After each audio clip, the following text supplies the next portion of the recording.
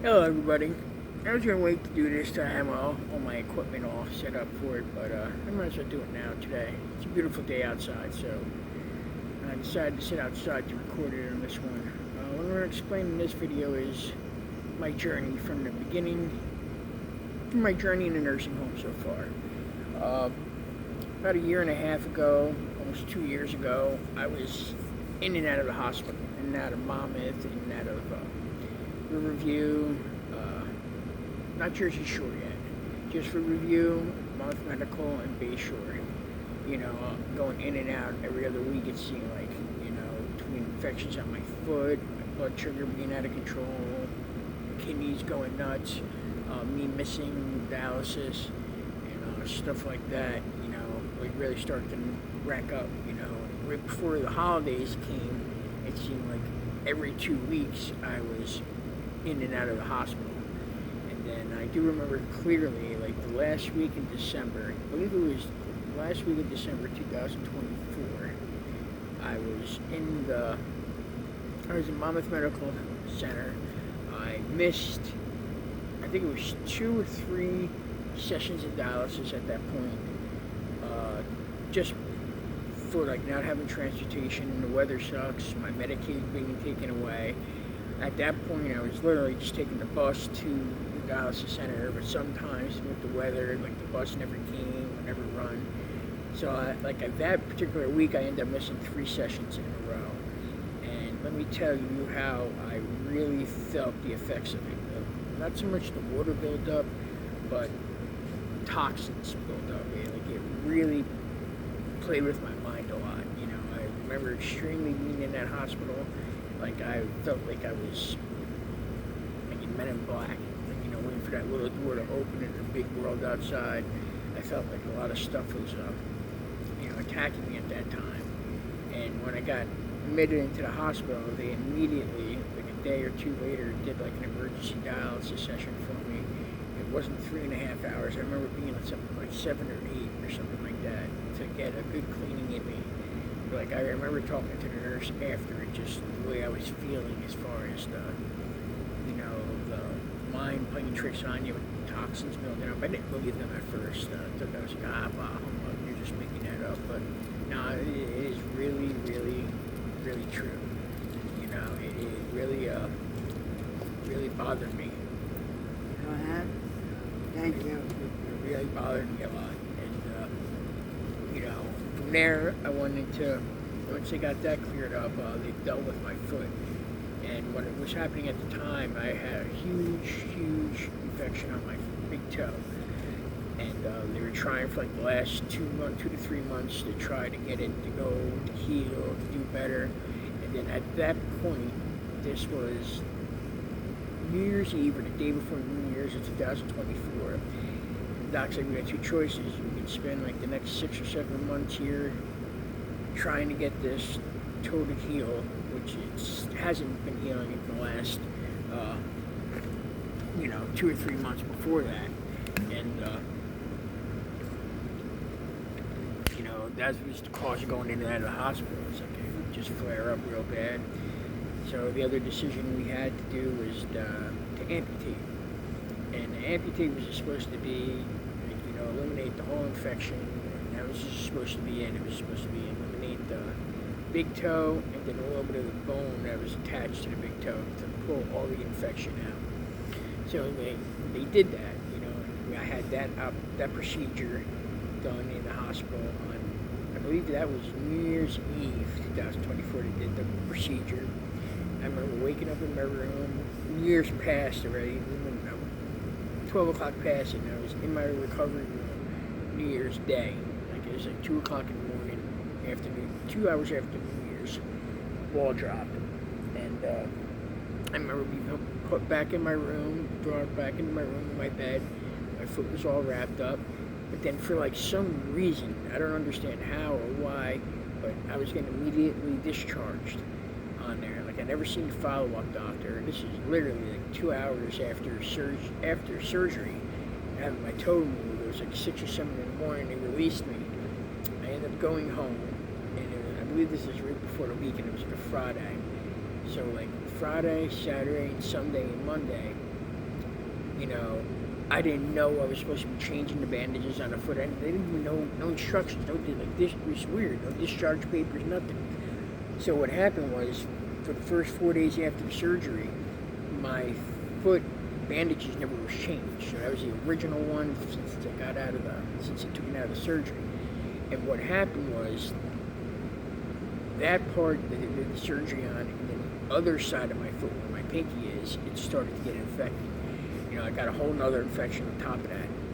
So when I realized that happened, so I finally took the bandage off on Monday or Tuesday, I think it was. I was going to clean it myself. It's just the smell that came. Like I knew something wasn't right. Like I knew I had to go back to the hospital. You know, so I called my friend Jay up.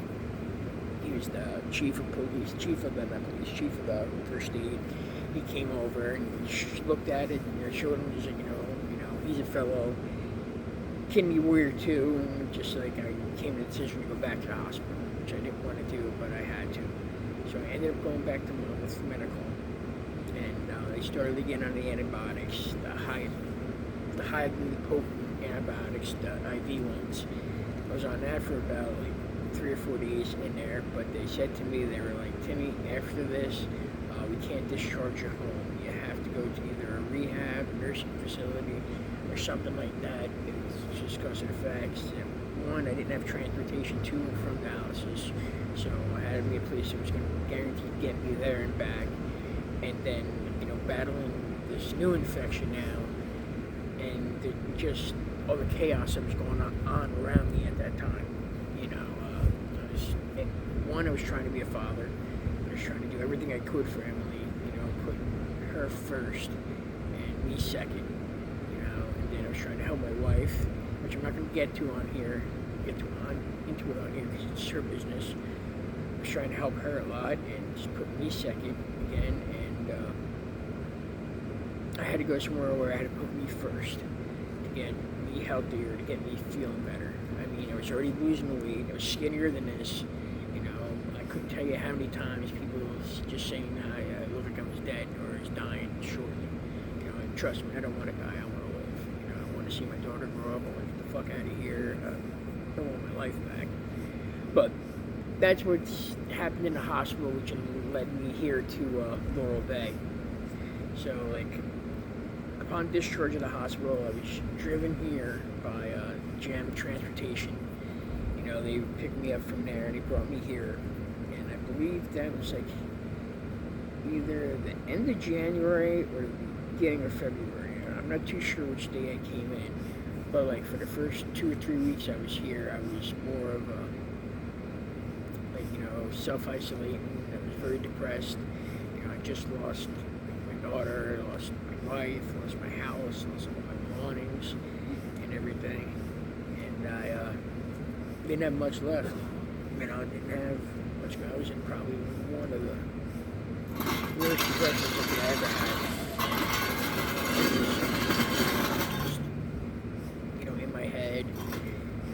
Thank God for my brother, Mike. Thank you, Mikey. He brought me up my cards, pictures of my daughter, some stuff for my house for personal hygiene.